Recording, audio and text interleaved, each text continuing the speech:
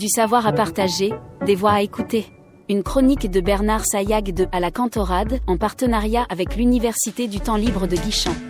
Une parenthèse curieuse et vivante pour explorer des sujets passionnants, racontés par celles et ceux qui aiment transmettre. Bonjour à toutes et à tous sur Radio Laser, les conférences UTL et la conférence Histoire de la Bretagne en chanson du XXe siècle à nos jours, limitée à cela en tout cas, faite par Frédéric Malégol. Bonjour Frédéric, vous allez bien? Oui, bonjour monsieur. Voilà. Enchanté de vous retrouver. Voilà, enchanté de vous recevoir. Et Jean-Claude Bouillant est avec nous, président de l'UTL de Guichen également. Bonjour. Et on va faire donc une petite introduction très très rapide. Présenter Frédéric Malégol, s'il faut le présenter, tout le monde le connaît maintenant, enfin bon, on le présentera quand même. Et puis un développement sur certains points de cette belle conférence. Et donc, les chansons populaires sont la mémoire de la vie des habitants des territoires. Elles expriment aussi bien le vécu que les émotions. Et ces chansons sont en général accessibles à chacune et à chacun. Pourquoi ? Bien parce qu'elles se réfèrent souvent au vécu de l'époque et aux émotions que les habitants du territoire peuvent vivre. Ceci en tout lieu, mais aussi en Bretagne. C'est une longue histoire, effectivement, que celle de la Bretagne, à travers les chants, populaires ou pas, à travers les poésies, puisqu'elle remonte à l'Antiquité, aussi bien également du côté français que de l'autre côté de la Manche. Et par exemple, on pensera à la chanson de Merlin, Baraz-Brez, qui est un poème également. Alors la culture orale aussi est importante dans la société rurale. Elle a été très très développée, elle s'est très développée. Elle continue d'ailleurs à se développer après la Révolution française en 1789 jusqu'à ces dernières années d'ailleurs. Elle continue de toute façon. On a le souvenir des frères Morvan qui parfois ont chanté, je crois, avec Nolwenn Leroy, qui est très populaire en France dans ce XXIe siècle. Et nous allons donc dialoguer avec le professeur Frédéric Malégol, qui est agrégé d'histoire et conférencier, qui nous fait l'honneur de faire de belles conférences ici et ailleurs. Et donc, sur le sujet, l'histoire de la Bretagne en chanson. Alors tout d'abord, une petite présentation de notre conférencier. S'il veut bien, il pourra le faire lui-même. Il est à Brest même, comme on dit. Et il est enseignant dans le secondaire. Il l'a été, ou il est encore. Et il a été enseignant à l'UBO dans le cadre des relations internationales et fait de nombreuses conférences très didactiques. Est-ce que vous pouvez compléter, Frédéric, si vous le voulez bien? Oui, monsieur Saillag, il n'y a pas de souci. Merci, en effet. Donc, en effet, ça fait quand même presque 10 ans déjà que je parcours la Bretagne et souvent l'Île-de-France, donc pour des conférences, des cours de géopolitique, et aussi de plus en plus. Donc, je développe des compétences en termes donc de visioconférence pour justement permettre d'accéder à tous à la culture. Il faut souvent penser à ce qu'on appelle les publics empêchés qui ont du mal à se déplacer. Donc, c'est un moyen de promouvoir une culture que je qualifierais de populaire. C'est-à-dire que mon but est vraiment de vulgariser l'histoire pour donc la rendre compréhensible à tous et à toutes, avec donc justement souvent l'apport de la chanson populaire, qui est un formidable reflet de nos mentalités en fait. Donc c'est ça un peu ce que je fais depuis presque 10 ans et que j'apprécie beaucoup, avec en effet donc la possibilité de rencontrer des gens adorables que les membres de l'UTL de Guichen notamment. Merci. Merci pour l'UTL de Guichen, comme vient de le dire Jean-Claude Bouillant, notre président. Donc voilà, c'est important effectivement, l'utilisation des visioconférences est d'un apport important puisqu'elle permet de potentialiser nettement les aspects didactiques sur des thématiques tout à fait variées, n'est-ce pas? Oui. Tout à fait bien. Alors, développement, dans ma petite introduction, je m'étais permis de remonter à l'Antiquité. Vous avez limité, et c'est déjà très bien, votre conférence au XXe siècle, au début en tout cas, jusqu'à maintenant. Vous avez quelques éléments sur l'Antiquité, à l'époque celtique déjà, on chantait, il y avait des poèmes, oui. Sûrement. Après, je vous avouerai que je suis vraiment quelqu'un qui est spécialisé dans l'histoire contemporaine, donc j'ai pas d'énormes sources. Après, la culture orale, elle existe en effet depuis la nuit des temps, depuis les Celtes sans doute en Bretagne. Si vous avez vraiment quelque chose à découvrir, c'est le fameux Barzaz Braise du conte de la ville marquée, qui avait justement donc recensé au XIXe siècle, eh bien donc toutes ces chansons qui se transmettaient de génération en génération. Depuis en effet les temps celtes. Et dans ce cadre, je saluerai alors les travaux donc de recherche de Donatien Laurent, aux sources du Barzaz Braise, où il a vraiment donc bien mis en avant que les origines étaient en effet donc très très anciennes et que c'est pas juste une invention d'un intellectuel fasciné par la culture bretonne au XIXe siècle. Donc c'est vraiment quelque chose qui est très puissant en Bretagne, cette culture. Mais c'est vrai que moi je me suis concentré sur le 19e, surtout sur le 20e siècle. D'une part parce que c'est ma période de compétences, et d'autre part parce que en fait vous venez de le dire, je suis brestois. Vous savez, les Brestois, c'est un peu particulier. Ils ont plus une culture française que bretonne, donc je suis pas du tout bretonnant et encore moins gallo. Et ce qui fait qu'en fait, j'ai vraiment dû me concentrer sur la perception française de la chanson de la Bretagne. C'est ça qui m'intéressait en fait, même si bien sûr il y a un énorme apport avant. Oui. À cette époque, il y avait des relations importantes avec de l'autre côté de la Manche, avec la Cornouaille, entre autres. Oui, sûrement. Beaucoup. Ça se développait beaucoup. Oui. Ok. Alors, on va commencer. Voilà, parce que donc, il y avait tout un courant, d'ailleurs, au début du XXe siècle, on appelait le courant pan-celtique, où le projet, en fait, c'était pas vraiment une Bretagne indépendante elle-même, mais une Bretagne qui fédérait tous les peuples celtes. Oui. Peut-être qu'on y reviendra, mais ce pan-celtisme existe toujours dans l'esprit de certains Bretons ou pas? Ça reste peut-être, sans caricaturer, une sorte de fantasme peut-être pour certains intellectuels, puisque ceux qui sont vraiment attachés. Après, ça reste vraiment une grande marginalité pour moi. D'accord. Alors vous commencez aussi votre conférence, si j'ai bien noté, par Théodore Botrel. On a une rue à Guichen, on a des rues Théodore Botrel un peu partout d'ailleurs. En Bretagne, qui était né à Dinan, avec la fameuse chanson La Pimpolaise, dont vous en avez parlé aussi à une autre conférence également récemment. Et 400 titres quand même, Théodore Botrel, c'est énorme.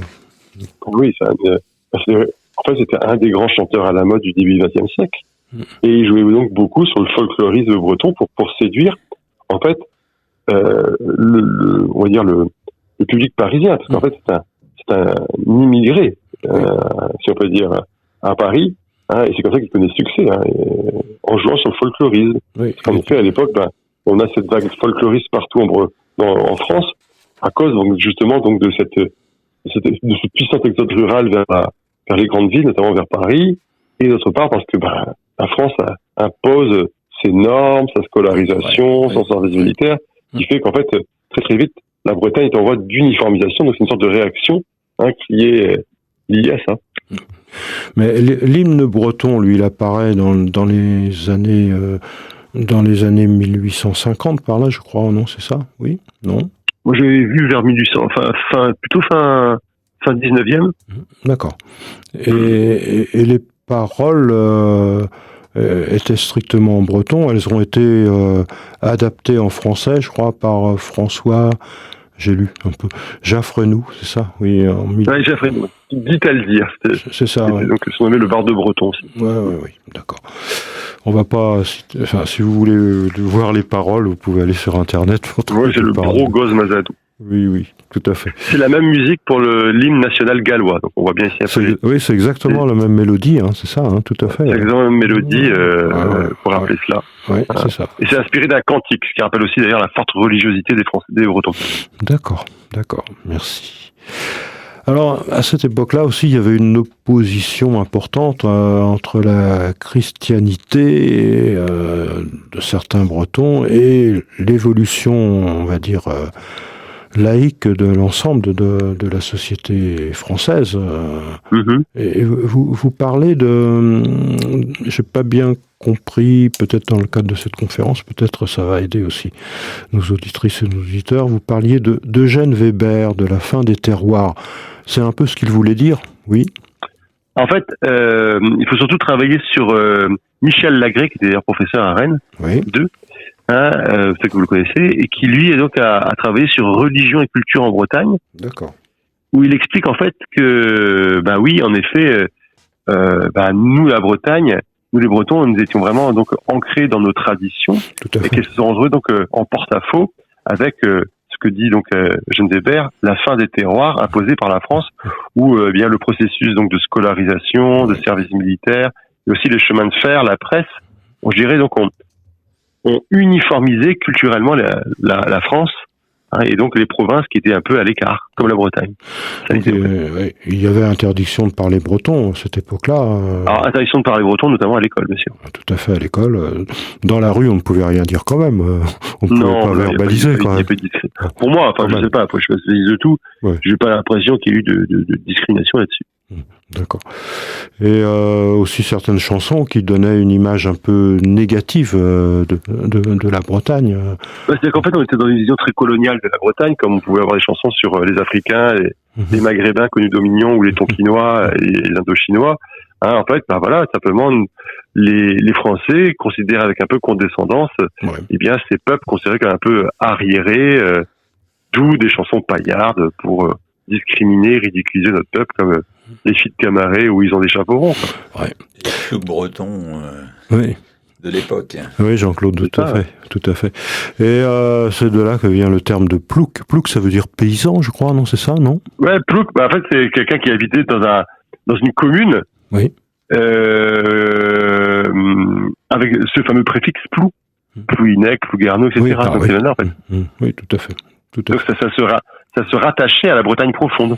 Et puis finalement, après la seconde ou après, la Première Guerre mondiale, il y a eu une sorte d'élan patriotique qui a touché toute la Bretagne.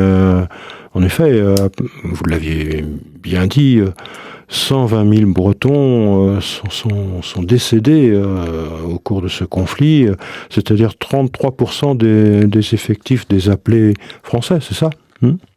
C'était 22% des soldats bretons mobilisés, beaucoup plus en fait que les soldats français, puisque 16% des soldats français mobilisés sont morts au combat, et nous c'est 22%. Et c'est lié en fait au fait que, non pas par racisme évidemment, on a mis les Bretons en première ligne, mais simplement parce que les Bretons étaient essentiellement des paysans, donc ils étaient mis dans l'infanterie. Alors que souvent, par exemple, les Parisiens, les gens du Nord, avaient des spécialités techniques, comme mécaniciens, électriciens, donc on les mettait en arrière, parce qu'on avait besoin d'eux pour leurs compétences. Donc, les Bretons étaient en avant, pour beaucoup. Voilà, tout simplement. Tout simplement parce qu'ils n'avaient pas de compétences, ils étaient agriculteurs. Oui. Et donc, progressivement, on a mis les Bretons sont rentrés, on peut dire, dans le moule français, quoi, quelque part. Ah bah complètement, ça. En fait, comme c'est pas l'expression que j'appelle moi, en fait, il y a eu une sorte donc d'intégration par le sang et par les larmes.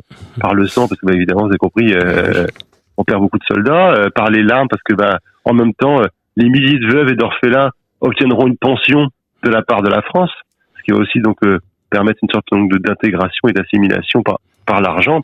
Et puis tout simplement parce que le travail de sabre réalisé par l'école républicaine va faire son effet. Oui.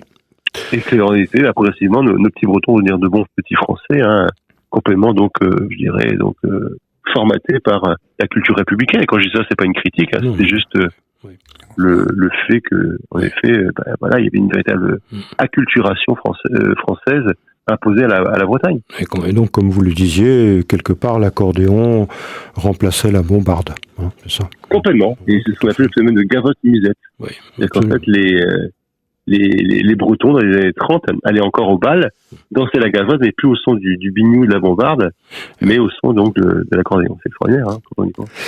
Et donc on va continuer dans le temps. Ensuite est arrivée la Seconde Guerre mondiale avec des drames assez importants.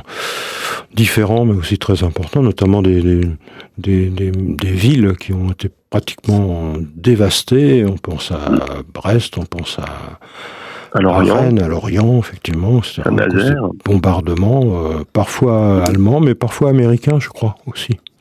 Bien sûr, sur la fin, parce qu'il fallait bien déloger surtout d'ailleurs, surtout les Américains, parce qu'il fallait déloger donc les soldats allemands qui résistaient jusqu'au bout. Donc, comme beaucoup, la population, c'est la population qui prend. On connaît aussi dans l'actualité actuellement ce qu'il se passe. Et donc, ensuite, les choses ont commencé à évoluer de 1945 à 1970 avec l'apparition d'une certaine nostalgie. Comment vous expliquez cette apparition de cette nostalgie ?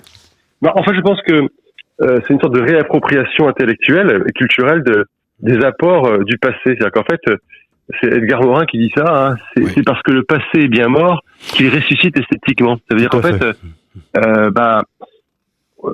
ce n'est plus les grands-pères que vous avez connus qui étaient dans leur ferme et qui baragouinaient en breton et qui gardaient un peu le souvenir de cette Bretagne un peu archaïque, mais c'est vous, votre génération, hein, celle née d'après-guerre, qui redécouvre, je veux dire, la culture réelle et donc l'approprie, mais avec je dirais, des éléments de modernité. Et donc l'exemple parfait, c'est bien sûr ce qui se passe avec Alan Stivell. Alan Stivell, évidemment, hein, donc eh bien il va se réapproprier de manière moderne avec des instruments comme la batterie, la guitare électrique, et bien des éléments artistiques et culturels évidents. C'est vrai que ce que disait ou s'écrivait Edgar Morin, qui, rappelons-le, est toujours parmi nous, hein, il est né en 1921, génial. Hein. Et c'est presque un sujet philosophique. Il faut parfois avoir pris conscience que certaines choses, certaines traditions ont disparu pour essayer de les faire renaître. Souvent, c'est souvent un sujet intéressant. Ensuite, bien ça va être une renaissance, comme vous venez de le dire, culturelle, musicale, linguistique aussi, puisque maintenant le breton est enseigné à nouveau à l'école, hein, sans problème, à l'université même également. Lycée, collège, partout quoi. Ouais. Donc vous aviez parlé d'Alan Stivell, qui lui est d'origine auvergnate, bien que d'origine auvergnate, eh bien il a beaucoup agi pour la culture bretonne avec la renaissance de la harpe celtique, hein, c'est ça. Tout à fait. Ensuite, on va vers un versant un peu plus politique, notamment avec Glenmore, je crois. Oui, c'est-à-dire qu'en fait, après, c'est un peu une sorte donc de prolongement de la revendication culturelle. On va avoir donc aussi des revendications politiques, à l'époque parfois un peu radicales, comme la volonté d'indépendance, etc. Comment dirais-je, aujourd'hui c'est quand même beaucoup plus modéré, hein.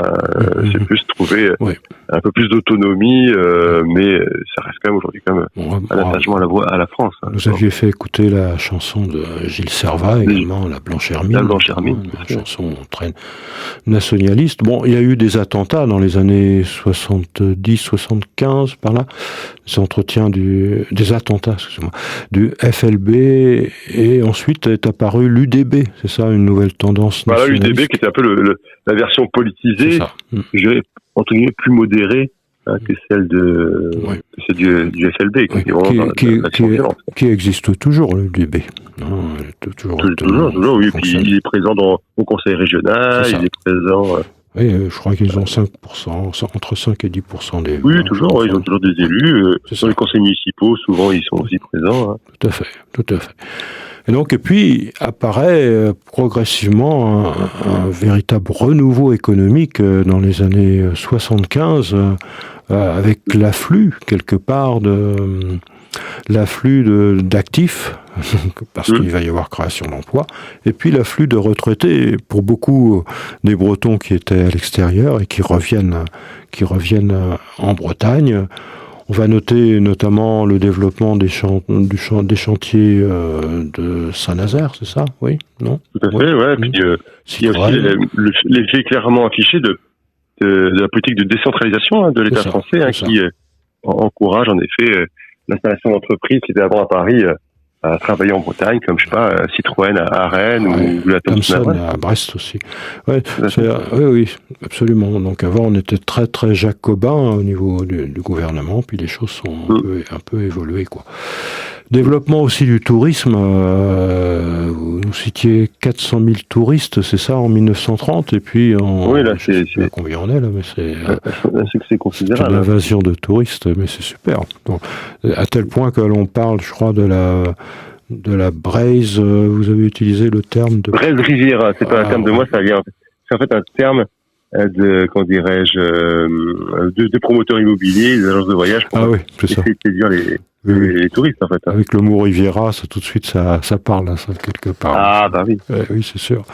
Bon, beaucoup de chansons. Vous avez passé Laurent Voulzy, Rock Connection, où il nous parle de Saint-Malo, L'été sera chaud, et Richard Den qui nous parle aussi de Saint-Malo. Qui sont bons les vacances et la futilité. Ça revient aussi donc notre intégration, je dirais, au grand circuit national français, touristique et économique. Ouais. Et puis Renaud qui nous met bien en avant l'esprit breton dès que le vent soufflera, c'est ça. Voilà, l'esprit d'aventure aussi qui existe. D'accord. Alain Souchon, le bagad de l'âne Bioué. Oui, parce que c'est intéressant de comprendre en fait que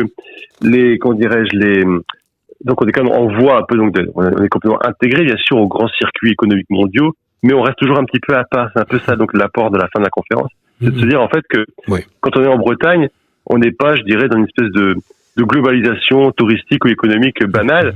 On est toujours un peu à part grâce à la beauté des paysages, grâce à notre culture particulière, même nos mentalités, qui font que c'est un ailleurs qui reste encore un peu particulier, on va dire. Oui. Alors, on parle souvent de notion d'identité pour un peuple X, Y ou Z, peu importe. En soi, il existe une identité bretonne, bien sûr, mais comment, enfin peut-être que c'est peut-être une étude sociologique qui a été faite, sûrement. C'est une discussion que nous avons là actuellement. Est-ce qu'être breton est perçu pour certains tout à fait comme compatible avec le fait d'être français? Et est-ce que c'est toujours d'actualité? Ça ne l'était pas pendant un temps, au moment des mouvements tels que le FLB ou autres. Actuellement, comment vous ressentez les choses par rapport à ça? J'ai l'impression quand même qu'aujourd'hui, il y a quand même de moins en moins donc, de velléités indépendantistes en Bretagne, puisqu'on comprend évidemment que dans cette mondialisation, cette globalisation quand même qui est quand même parfois un peu asservissante, il vaut mieux être breton en France, breton dans l'Union européenne, face en effet à la dangerosité du monde très chaotique actuel, quand on pense bien sûr à tous ces prédateurs que peuvent être de Vladimir Poutine, Xi Jinping ou les États-Unis de Donald Trump, qui évidemment fouleraient aux pieds la moindre idée d'indépendance. Mais c'est cette idée en effet que il faut savoir garder nos spécificités, tout en conservant en effet un ancrage français mais aussi européen. Pour moi, ça me paraît évident. Tout à fait. Vous finissez par deux belles chansons, deux ou trois, en tout cas je me rappelle, bretonne de l'album bretonne de Nolwenn Leroy. Je ne suis pas parisienne. Je ne serai jamais ta parisienne. Je ne serai jamais parisienne. Une histoire d'amour avec c'est bien justement une bretonne exilée à Paris, mais qui au bout du compte se retrouve toujours plus bretonne que parisienne sans doute. Et enfin la belle chanson aussi, Belle-Île en mer de Laurent Voulzy. Laurent Voulzy qui n'est pas breton mais qui a bien porté. Qui vit en Bretagne. Et qui vit en Bretagne, dans le Morbihan, je crois, c'est ça? Oui, tout à fait. Oui, tout à fait. Alors, comme vous le savez, Frédéric Malégol, bien on finit en général en demandant à notre invité, par rapport au sujet en question, si vous avez un message à adresser à nos auditrices et nos auditeurs. D'accord, merci déjà de m'avoir écouté là, pendant quelques instants. Mais surtout rappeler que il faut être fier d'être breton, mais que cette fierté ne doit pas être exclusive et renfermée, que c'est une bretonitude, comme on dit, ouverte, tolérante sur doute les autres peuples, pour justement qu'on conserve nos marqueurs identitaires très puissants. C'est aussi savoir respecter les autres cultures. Ça me paraît tout à fait évident. Donc c'est un message en effet donc de tolérance sur lequel je voudrais insister. Merci beaucoup Frédéric Malégol. Oui, la tolérance, Voltaire entre autres, et se rappeler effectivement que la protonitude est quelque chose d'important, et finalement la différence ne peut qu'enrichir, et donc accepter le dialogue avec les autres cultures tout en gardant la sienne. Ça paraît essentiel. On vous remercie beaucoup. Merci M. Sayag, merci M. Bouillon. Passez un bel été. À vous aussi, passez un très très bel été, pas trop chaud, c'est pas le cas actuellement. Et à Brest, en général, vous avez un peu d'air, en général. Ça devrait être bon. D'accord. Un très très bon... Au plaisir. Bon été, et au plaisir, on sera heureux de vous retrouver bientôt. Moi toujours aussi. Oui. Toujours chouette de venir vous voir. Au revoir à toutes et à tous. À bientôt. Bon été. Au revoir. Au revoir. Bon été. Au revoir. Prenez soin de vous. Merci. Au revoir.